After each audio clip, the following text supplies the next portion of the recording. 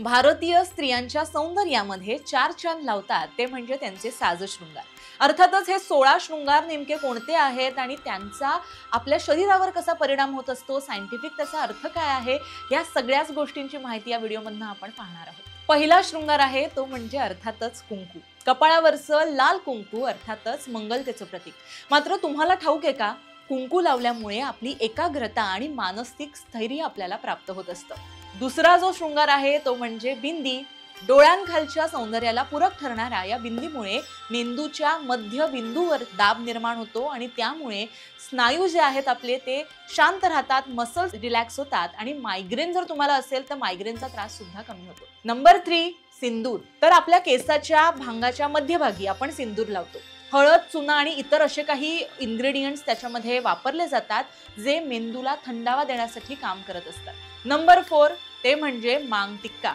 मांग टिक्क्याला भोर, बोरला किंवा मांगपट्टी असं देखील म्हटलं जातं। सोनं, चांदी किंवा अगदी आजकाल आपण आर्टिफिशियल रत्नांमध्ये, मौल्यवान धाग्यांमध्ये, रत्नांमध्ये अशा प्रकारचे मांग टिक्का पाहिलेले आहेत। मांग टिक्का हे शरीराच्या उष्णतेवर नियंत्रण ठेवण्याचं काम करत असतं, म्हणूनच ते मध्यभागी लावलं जातं, जिथं दबाव पडल्यामुळे हार्मोनल बॅलन्सिंग योग्य तऱ्हेने होते। त्याचप्रमाणे प्युबर्टी ग्रंथी जी आपली आहे त्यावरही परिणाम ते करत असतात, म्हणून स्त्रियांच्या दागिन्यांमध्ये ते असतं। पाचवा शृंगार आहे झुमके किंवा कानातले। झुमके, कर्णफुलं या नावानं ही कानातले जे आहेत वेगवेगळ्या प्रकारचे ते प्रसिद्ध आहेत आणि महिलांचा हा एक अपरिहार्य सौंदर्य अलंकार आहे। कानामध्ये छिद्र असणं ही एक ॲक्युप्रेशर थेरपी देखील मानली जाते। यामुळे आपली जी मासिक पाळी असते त्याच्या समस्या बरं होण्यासाठी मदत करत असतात।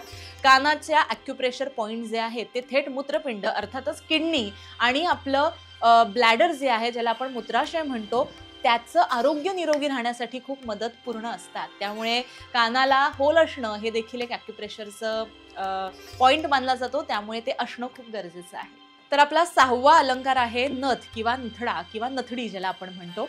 पारंपरिकतेचा श्वास असलेला नथडा अर्थातच ही नथ घालणं म्हणजे नाकाच्या मज्जा संस्थेवरती प्रभाव टाकून स्त्रीचं आरोग्य सुधारण्याचा एक हा मार्ग मानला जातो।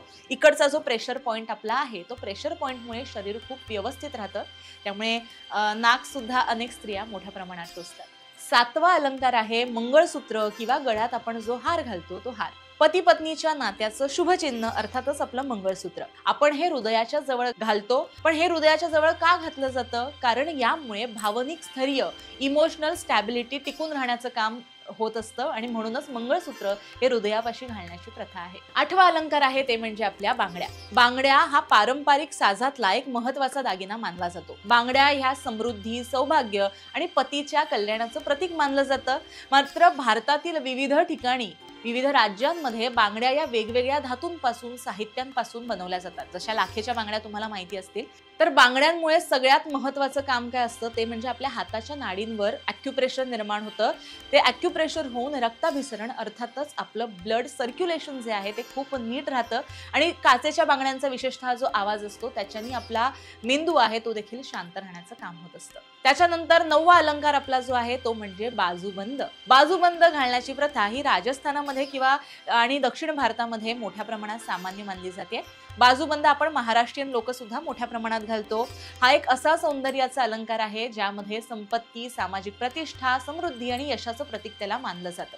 हाताचं ब्लड सर्क्युलेशन व्यवस्थित राहण्यासाठी बाजूबंद खूप महत्त्वाचा रोल प्ले करत असतं, त्यामुळे बाजूबंद सुद्धा तुमच्या अलंकाराचा एक महत्त्वपूर्ण भाग आहे। त्यानंतरचा 10वा अलंकार आहे ते म्हणजे अंगठ्या। अंगठी ही हाताच्या बोटांचं जितकं सौंदर्य वाढवत असते तितकंच शरीरासाठी सुद्धा खूप महत्त्वाची मानली जाते। बोटामध्ये अंगठी घातल्यामुळे तिथल्या ज्या नर्व्हज आहेत त्यावरती प्रेशर निर्माण होत असतं आणि त्याची लिंक ही आपल्या आतल्या इंटरनल ऑर्गन्स जे आपले आहेत, शरीराच्या आतमधले जे अवयव आहेत त्याच्याशी जोडलेलं आहे। प्रत्येक नाडीमुळे, प्रत्येक नाडीवर पडलेल्या दाबामुळे आपल्या आतलं जे शरीर आहे, आतल्या शरीरातले अवयव हे नीट राहण्यासाठी काम करत असतं। जसं की एंगेजमेंट रिंग आपण ही रिंग फिंगरमध्ये घालतो। का घालतो? कारण या अनामिकेमध्ये अर्थातच करंगळीच्या बाजूच्या बोटामध्ये अंगठी घातल्यामुळे ती जी नस आहे ती थेट आपल्या हृदयाशी संबंधित असते, हृदयाशी जोडलेली असते आणि त्यामुळेच हृदयाशी नातं जोडलं जावं म्हणूनच याला लव्ह वेन असं म्हटलं जातं आणि म्हणून डाव्या हाताच्या या अनामिकेमध्ये आपण एंगेजमेंट रिंग घालत असतो। 11वा आपला अलंकार आहे तो म्हणजे कमरपट्टा। कमरपट्टा अर्थातच कमरेभोवती बांधला जाणारा असा शोभवंत पट्टा। कमरपट्टा मासिक पाळीच्या नियमित प्रक्रियेसाठी फार कारणीभूत ठरत असतो. मासिक पाळीच्या वेळी होणाऱ्या ज्या वेदना आहेत त्याला सुद्धा आराम देण्याचं काम कमरपट्टा करतो.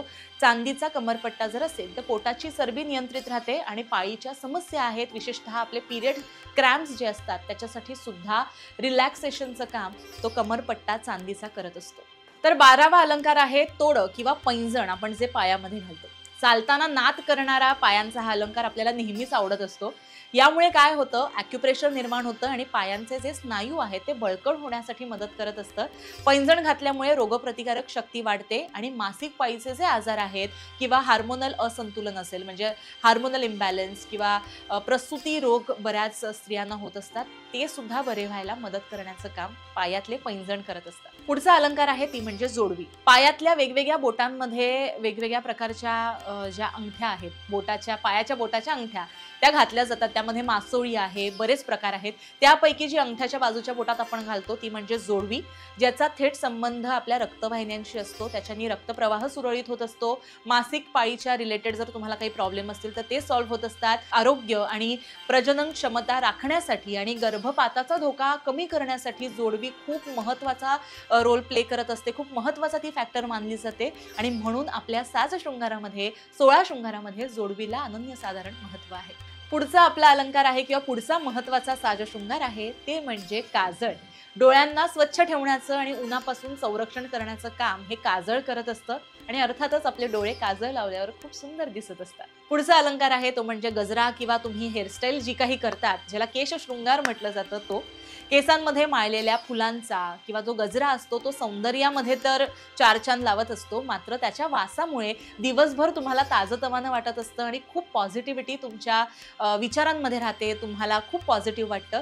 त्यामुळे केसामध्ये फूल किंवा गजरा घालण्याची परंपरा जी आहे ती आपल्याकडे आहे. शेवटचा आणि 16वा आपला जो अलंकार आहे तो म्हणजे मेहंदी किंवा महत्त्वाचा फॅक्टर आहे हा मेहंदी, प्रत्येक मुलीचा आवडता. मेहंदीमुळे काय होत असतं, थंडावा आपल्याला मिळत असतो, नसांवर ताण पडतो आणि त्यामुळे नसांना शांत करण्याचं काम, आराम देण्याचं काम, थंडावा देण्याचं काम ही मेहंदी करत असते.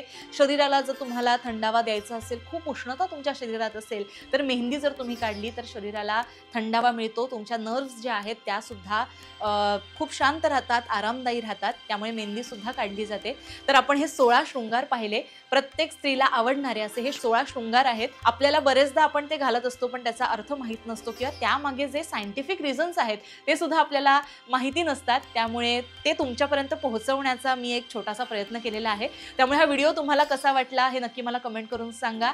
बाकी यासारखेच काही वेगवेगळे विषय तुम्हाला सुचत असतील तर ते आम्हाला कमेंट करून सांगा. आम्ही त्याची उत्तरं तुम्हाला देऊ आणि ते व्हिडिओ देखील आम्ही बनवू. बाकी लोकमत सखीला फॉलो, सबस्क्राईब करायला विसरू नका.